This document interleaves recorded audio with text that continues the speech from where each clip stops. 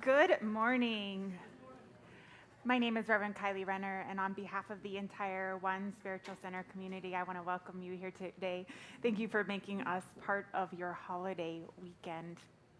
So a few weeks ago, I shared that one of the new adventures in my life has become teaching English to students in China. And apparently, children all over the world love me because these kids have started to book me repeatedly, and their parents, and I'm getting all of these rave reviews. And so the company I'm working for decided that they wanted to give me the trial classes. So these kids have never, ever taken an English class before in their lives. They know no English. I know no Chinese. And we have these moments. So I had this moment this week with the 5-year-old. And he had that, look on his face like, whoa, this is the weirdest thing ever. Like, who is this woman talking to me in this language I do not understand? Obviously across the world from me. But we had these several moments that I want to tell you about. The first was when I started to sing. And so you don't want to hear me sing, but like this kid, the way his eyes lit up, like that universal aspect of how music connects was so vibrant there. And then the moment where he realized there's all these things he can move around on the screen, that he could actually get them to go away completely. And he's like removing everything I'm trying to do from the screen as fast as I'm trying to do something with it. And it was like this perfect moment of like watching what happens when we let go of all of the things that we think are dividing us, and then realize that right down at the core of things, there's so much more that we can connect with. We don't need to know the same language. We can be 5 years old or not 5 years old. But there's something there about the compassion and the awareness we can bring when we recognize that we're one on some level that we haven't given ourselves credit for receiving before. And so I've just been in the magic of those kind of moments where you can watch like what happens when we let all of the other stuff that doesn't matter just fall away. and we really connect to what's real and important in any given moment. And I just know that that's like an essential component of staying sane on this planet right now, is that we got to find ways to do that more powerfully with one another. And so I'm in that space this morning, and so I'm grateful for my student this week. And he also loved to yell. I'm not sure if he thought I was yelling or if he just thought yelling was fun. So we yelled a lot. I was hoarse after the class. So I'm just in awe of that kind of deeper connection we can find and what we learn from one another in that. And so I'm going to open us in prayer. So if you're comfortable just closing your eyes, we're going to access that place of connection inside of us that goes beyond words, that doesn't need explanations, that doesn't need to have something that it feels like is common between us, that simply accesses something so much sweeter. And that connection is inside of us at all times. That access to compassion and kindness and awareness and joy and adventure and trust and gratitude. And I just know the power and the presence of the One showing up today as this community, as all those who have come here today to open more deeply to that connection that exists inside. And so we let whatever feels like it is standing for us to allow to unfold. And I just know in advance how blessed we are. And I let go into this day. And I let it be. And so it is.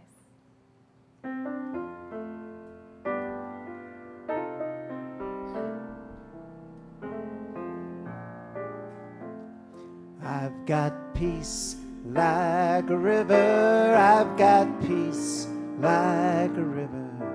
I got peace like a river in my soul. I've got peace like a river. I've got peace like a river. I got peace like a river in my soul. I've got love like an ocean. I got love like an ocean. I got love like an ocean in my soul. I got love like an ocean. I got love like an ocean. I got love like an ocean in my soul. I got joy.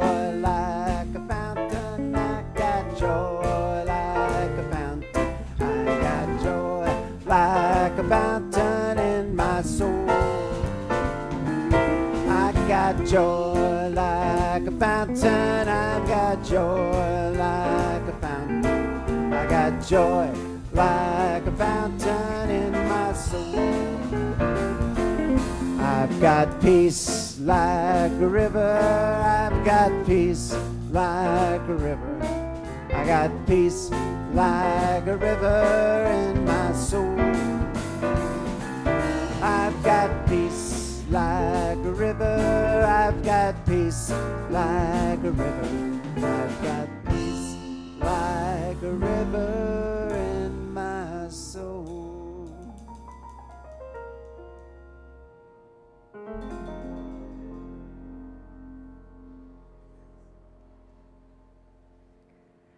To prepare for our meditation this morning, I've chosen a poem called Kindness by Naomi Shihab Nye. Before you know what kindness really is, you must lose things. Feel the future dissolve in a moment like salt in a weakened broth. What you held in your hand, what you counted and carefully saved, all this must go. So you know how desolate the landscape can be between the regions of kindness. how you ride and ride, thinking the bus will never stop. The passengers eating maize and chicken will stare out the window forever. Before you learn the tender gravity of kindness, you must travel where a man in a white poncho lies dead by the side of the road. You must see how this could be you, how he too was someone who journeyed through the night with plans and the simple breath that kept him alive. Before you know kindness as the deepest thing inside, you must know sorrow as the other deepest thing. You must wake up with sorrow. You must speak to it till your voice catches the thread of all sorrows and you see the size of the cloth. Then it is only kindness that makes sense anymore. Only kindness that ties your shoes and sends you out into the day to mail letters and purchase bread. Only kindness that raises its head from the crowd of the world to say, "It is I you have been looking for," and then goes with you everywhere,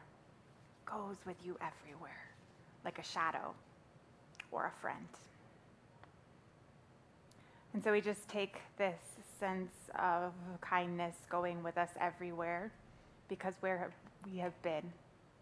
And we're going to allow the meditation to move us wherever we need to be moved today to kindness all around.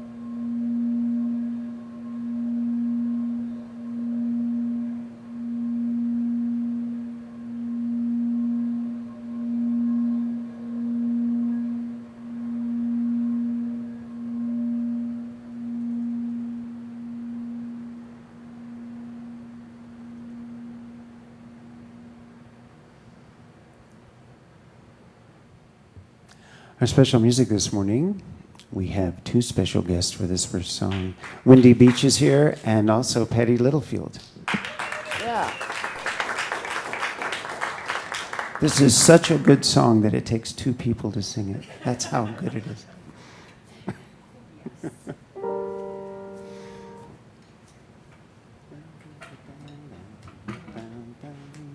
Hello. One, two, I want two, three.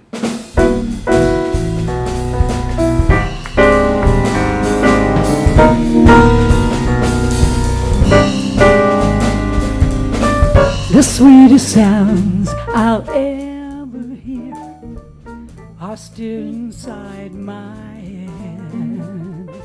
The kindest words I'll ever know are waiting to be said. The most entrancing love of all is waiting there for me. And the dearest love in all the world waiting somewhere for me is waiting somewhere for me.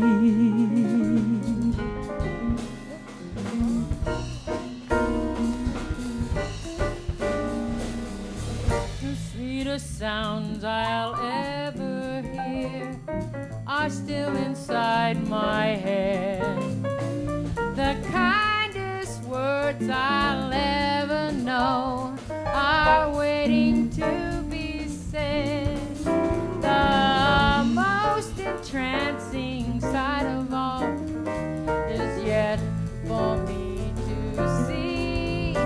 And the dearest love in all the world is waiting somewhere for me, is waiting somewhere for me.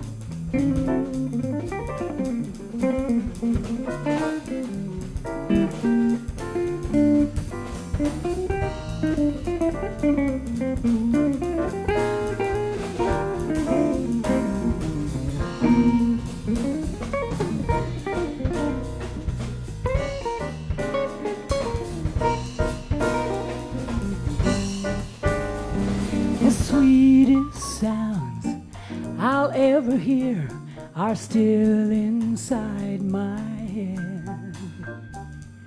The kindest words I'll ever know are waiting to be said. The most entrancing sight of all is yet for me to see. And the dearest love in all the world waiting somewhere for me is waiting somewhere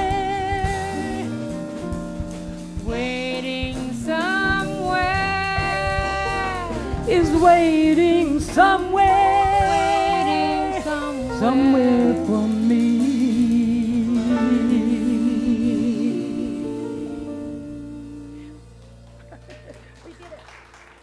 That's Wendy Beach and Patty Littlefield. Thank you.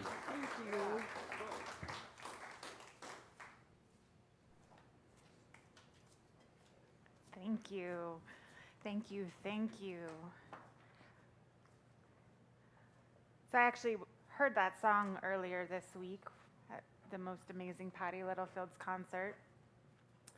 And I was really struck by the words of the song from a perspective of a charge to bring something more to the world.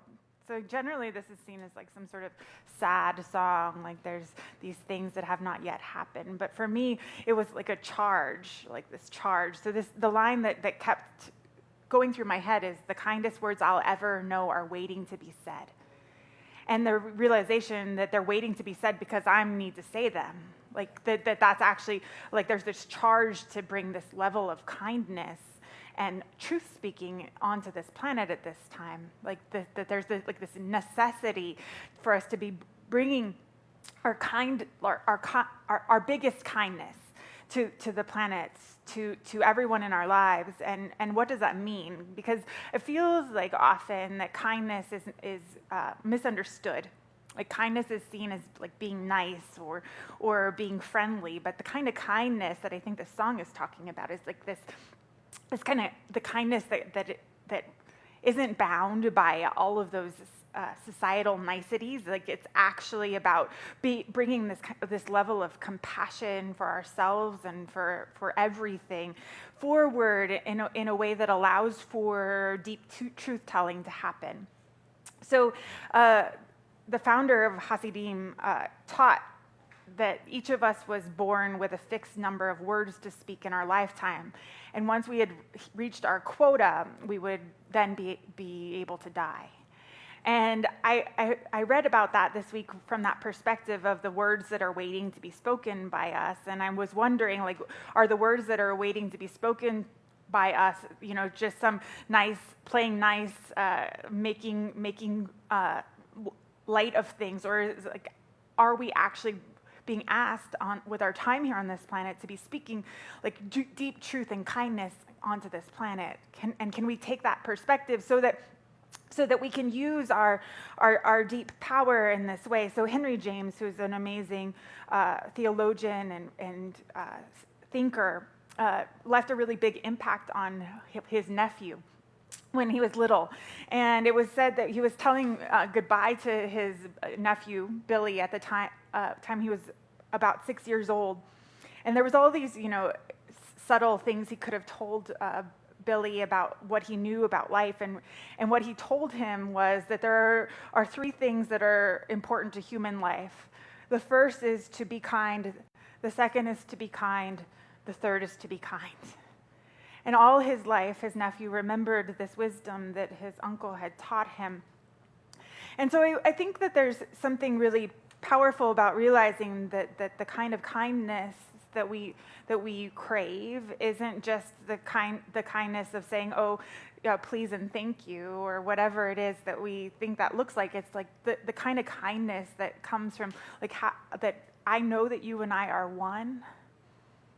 And because I know that, I'm going to treat you as if you belong to me, as if we belong to the same heart and the same love and the same goodness. And how do we then move that from the level of just thinking about it into action? So I came across this really great story. It's a true story about a man who was working in a village in Africa. And one of the village members had recently died, and he was being laid to rest after having served his community really well for a very long time. And so as this man was walking back from this memorial service, the woman he was walking with said this: "We will miss him. He went," and I'm not going to pronounce this right, but he went kisabuni.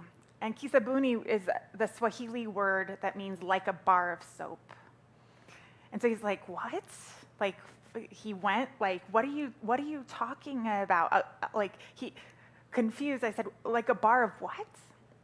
And so she said, kisabuni. In the house, the bar of soap that sits next to the basin, and it's available morning, noon, and night to all children, adults, elderly, family, guests alike. It never discriminates or complains about being used or reused.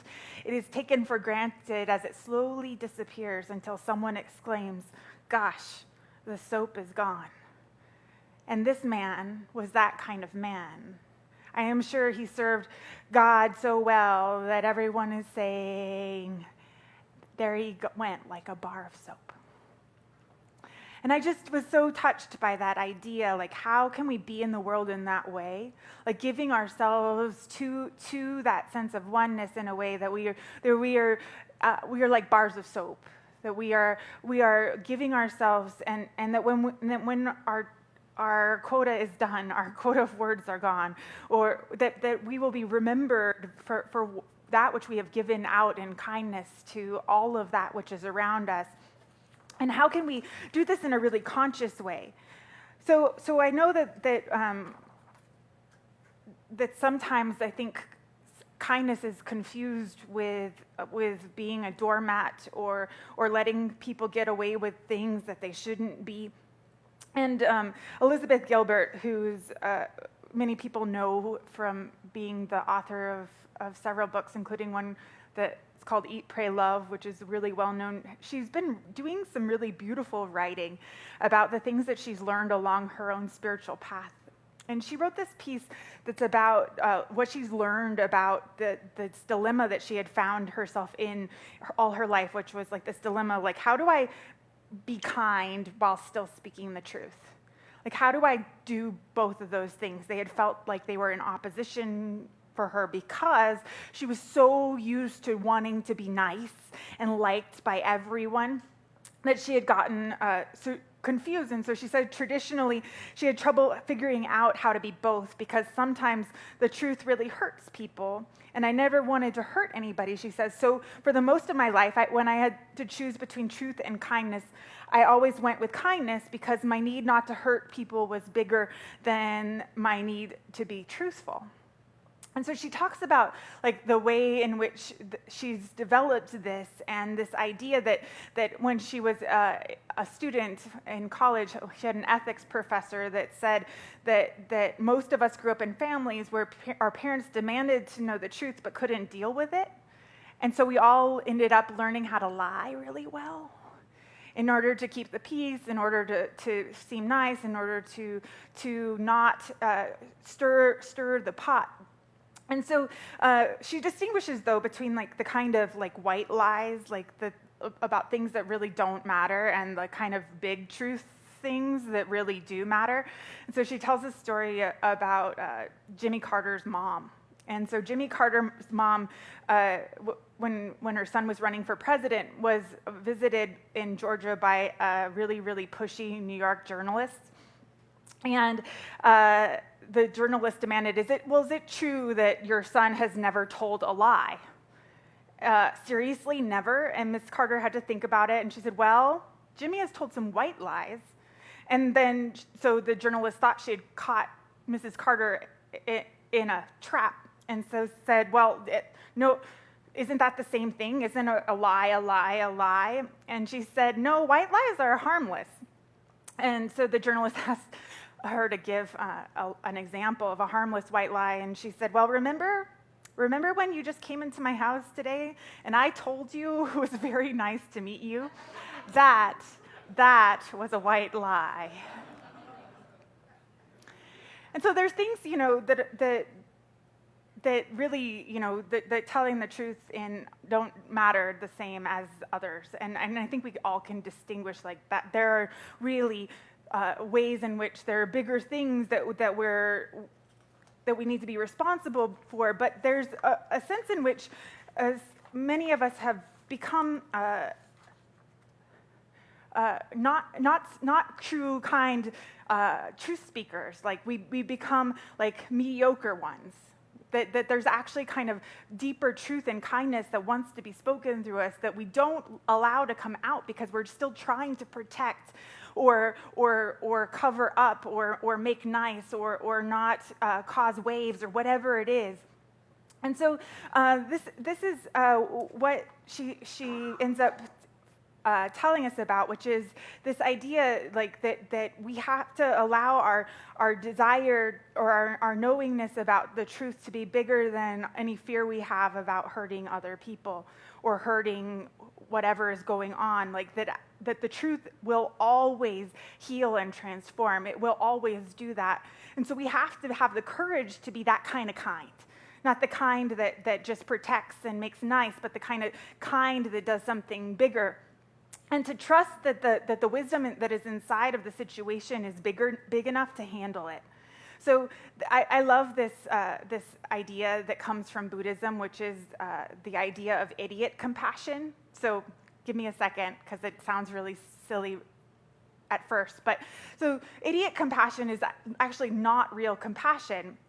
It comes from our cowardness or our weak-heartedness that makes us pity people instead of respecting them.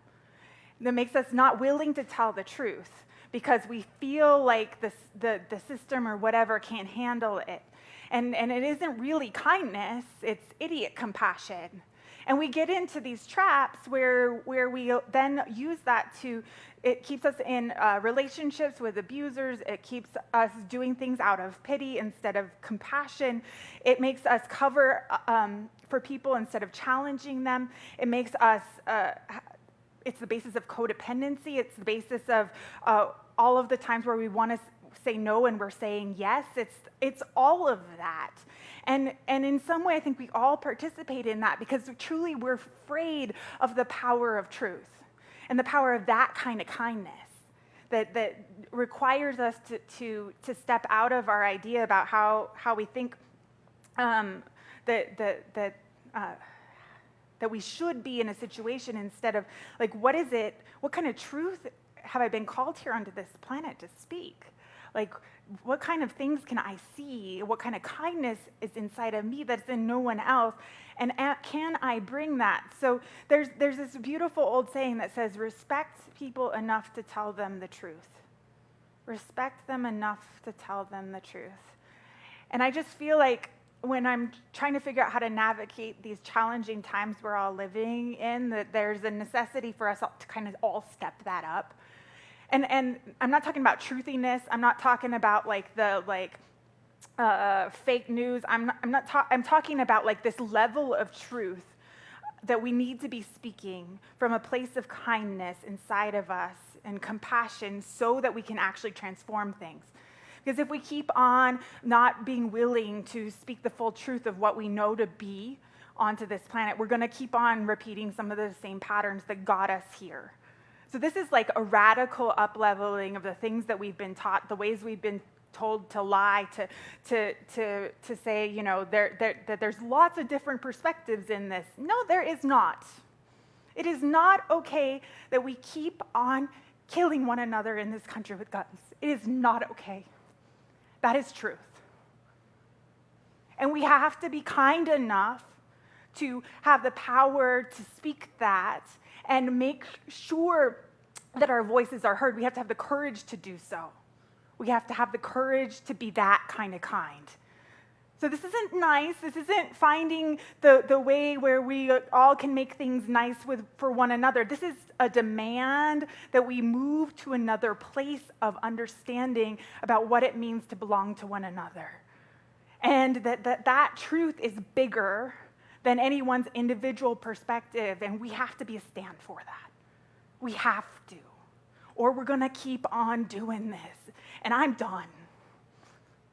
If I have to hear about one more 17-month-old baby being shot, I'm done. And I am willing to speak that in kindness from that place of compassion, knowing that we can find a way through to something else. I know that it's there. And I know that we are like soap, all of us. And we can come and go like that. We can bring ourselves into service to bringing something deeper into being with a willingness to move out of the things that feel like they were too big for us or we can't find a solution to. Like literally inside of us, there's something that knows and knows how to move in kindness in a deeper way. So there's a beautiful saying, there's actually a full book on kindness that Sharon Salzberg wrote. And in it, she says, kindness is compassion in action. It is a way of taking the vital human emotions of empathy or sympathy and channeling those emotions into real life confrontation with ruthless abandonment, thoughtlessness, loneliness, all of the myriad ways every single day we find ourselves suffering or witnessing the suffering in others. Compassion is channeling all of that. Kindness is channeling all of that and moving it into action. And I just know that there's inside of all of us, whatever kind of push that is, it looks different for everyone, but that there's a movement of kindness that is asking for us to pay attention to it in a deeper way, to stop playing nice, not trying to stop finding the middle ground, not getting into arguments, but like actually calling forward what we know to be true, what we truly know, and having the courage to do so radically and repeatedly and over until something else happens. There's another story I want to tell you about. An older man heard some noise coming out from his yard, and he saw that the neighborhood boys were climbing one of his fruit trees and trying to steal some of the fruit. And so he went out into the yard and he placed a ladder underneath the boys in the tree. And he went and quietly returned to his house. And one of his neighbors watched all of this happen and say, why are you making it easier for these little boys to steal your things? And this is not something that they're supposed to be doing. And the man said, I actually was scared that the child would fall and would be nervous about being caught and that they might slip and injure and hurt themselves. And the impulse was to prevent them from being injured, not to save my property or my idea of what my property was. And when we really start to access that kind of level of compassion in us that isn't about like protecting what's ours and protecting our egos or whatever shroud we're carrying around, but actually like serving this bigger thing that's trying to happen, making sure that we're treating each other like we are one, that something shifts and everything shifts. And I just feel like this cosmic urge for us to step this up, like to step up our kindness. Like, where can we bring that kind of kindness and truth speaking? Like, where in our life have we not done that? Maybe it's our family, maybe it's our workplace, maybe it's a friendship that needs some truth spoken into it. Maybe it looks different for all of us. Maybe it's our school system. Maybe it's, I don't know. But there is a way in which each of us can bring, up-level our kindness and bring that. And I just know that we're being charged to do so, and that we're not being charged to shut down and not use that emotion. The charge is to bring that kindness up to a level that we've never brought it before, because we've been afraid of the kind of truth-telling that is required from that level of compassion. And so we step it up. We step up our kindness, and we bring it everywhere. And there's no limits to it. We can find it, deeper places of it everywhere, and we just get to keep on bringing it. And when we forget, we just get to gently remind ourselves to be kind to ourselves as well, and then bring more and more and more kindness. And I just know that the world and life will be grateful for that. So I'm going to ask the band to come on up so that we can pray. And we're going to sing into our prayer. And I just inviting you to, as we sing into our prayer, to think about maybe places where you're being asked to bring this kind of bigger level of kindness and compassion and truth-telling into your life, and see if through prayer we can bring more courage and clarity into that. So please join me as we sing.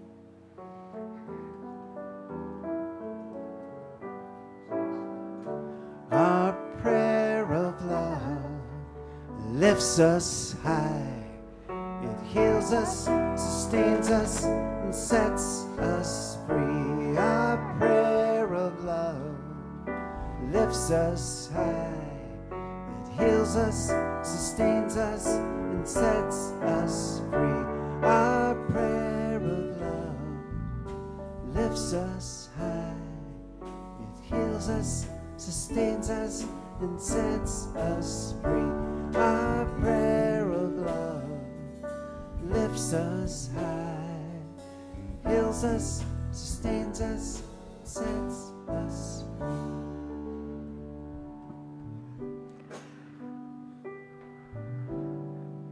And so our prayer of love today is a prayer of courage.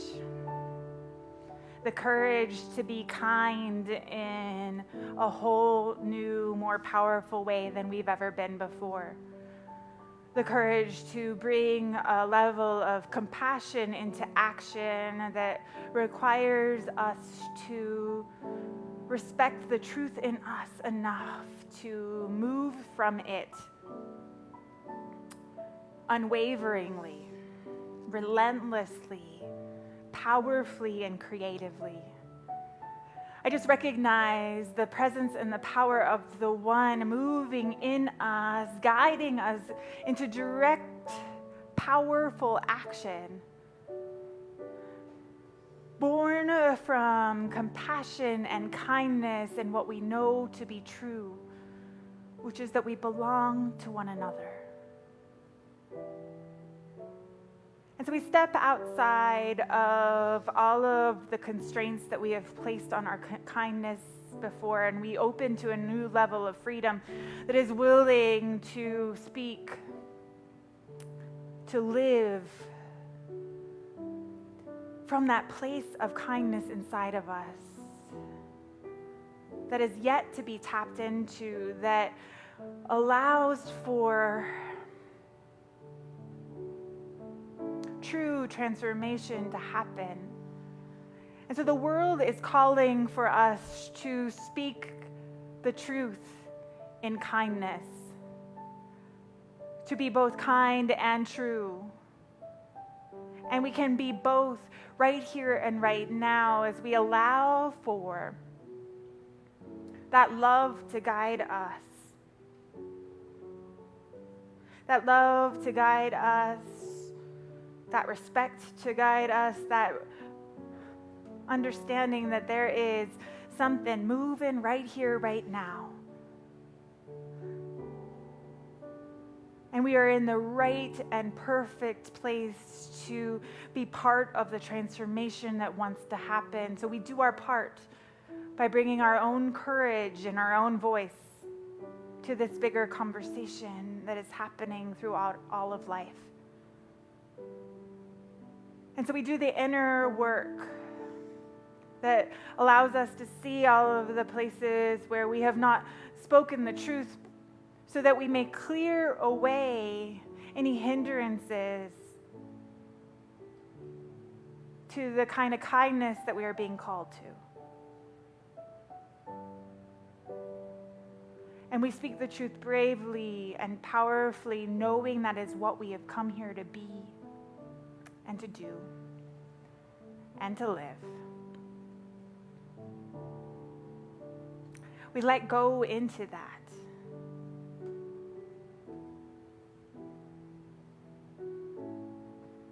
And we let it be.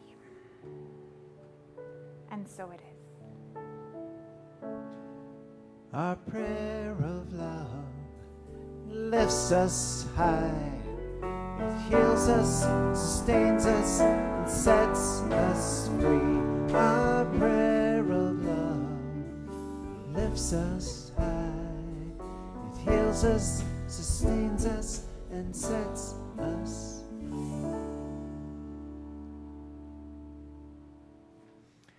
Once again, Wendy Beach. Wendy Beach. Yeah.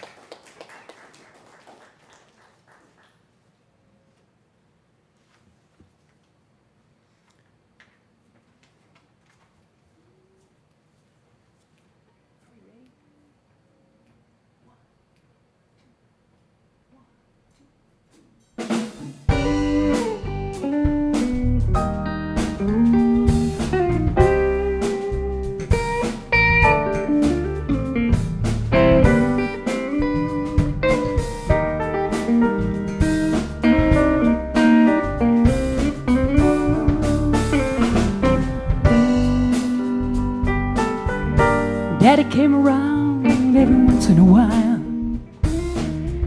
Mama was there all the time. Summertime in Compton was not like TV. We were right there where we needed to be. Serving boys on Peach Street with only their dad.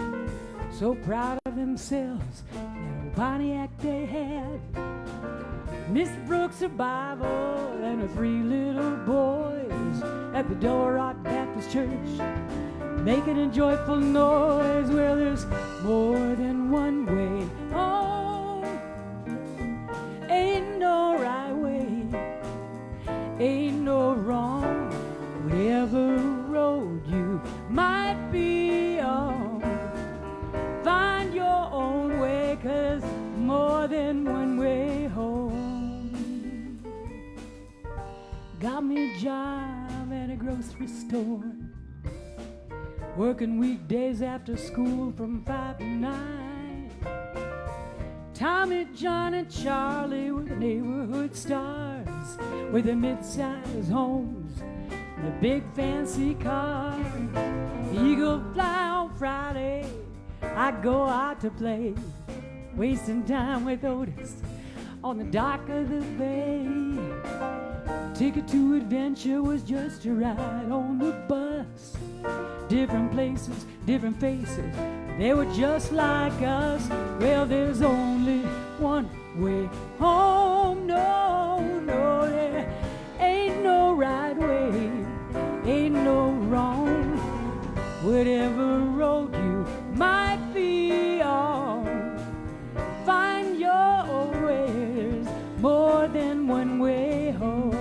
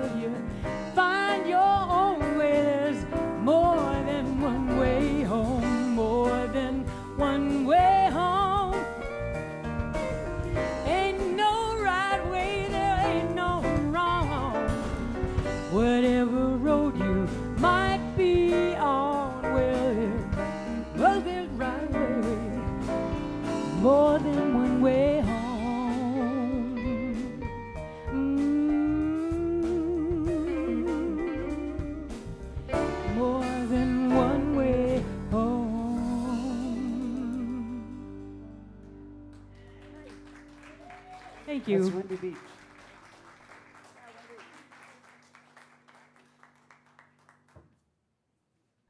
Thank you, thank you, thank you. So now is the time where we move into the sharing of our tithes and offerings. So I invite you to take whatever it is you brought to share with this community and hold it over your heart. I invite you to give that a silent blessing. Whatever that might be for you today, maybe there's some place where kindness is calling you, where compassion and truth speaking can happen, knowing that it is exactly what is called for. Whatever that is for you today, I just invite you into that remembrance that you're supported in that you are loved in it, and that the courage is inside of you to step into that place of kindness in a more powerful way than ever before. And so it is just in that love and in that peace that I invite you to sing with me as I'm your usher today. Come through the aisle.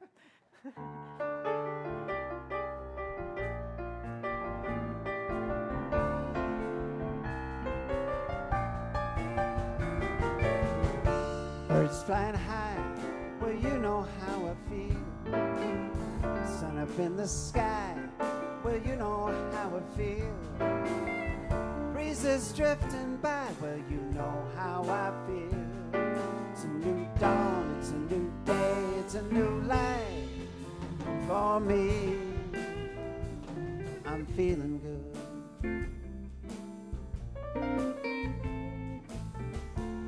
Fish in the sea, well, you know how I feel. River running free, well, you know how I feel. Blossom on the tree, you know how I feel. It's a new dawn, it's a new day, it's a new life for me. I'm feeling good.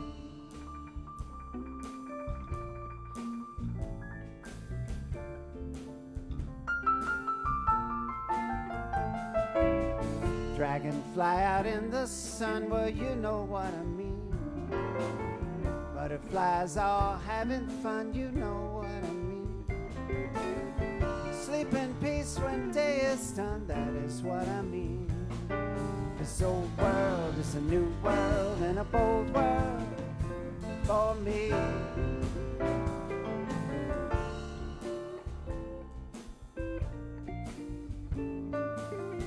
Stars when you shine, you know how I feel. Scent of the pine, well, you know how I feel.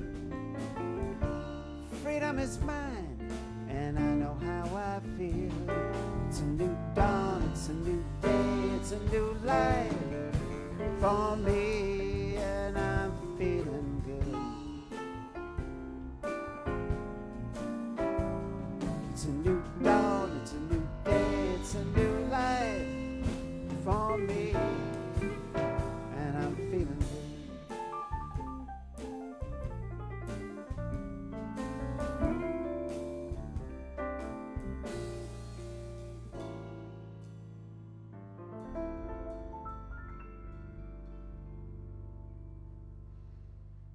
Please join me as we bless all that has been offered into this space. All of the kindness, all of the compassion, all of that call to bring those kindest words into form, to bring that kind of courage and that kind of truth-telling forward. And I just recognize how sweet it is to be supported in this by life itself. So we bless this community and the beauty that is created out of our very proximity, and I recognize that something powerful is happening.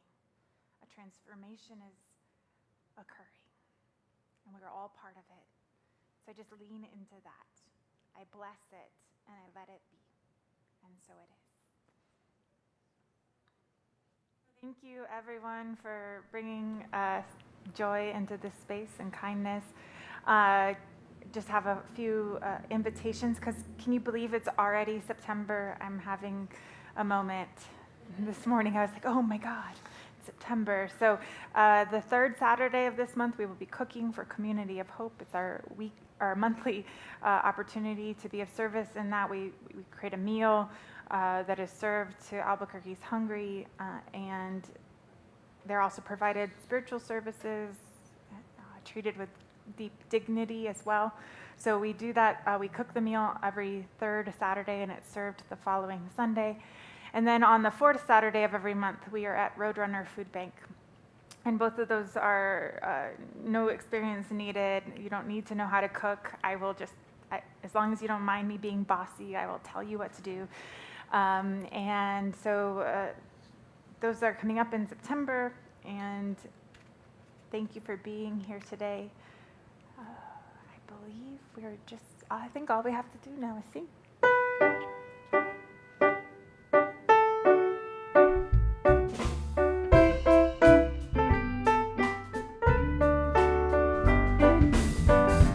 One love, one heart, let's get together and feel alright.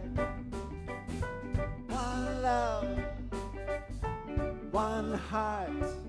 Let's give thanks to the Lord, and we can feel alright. People get ready, there's a train a-coming.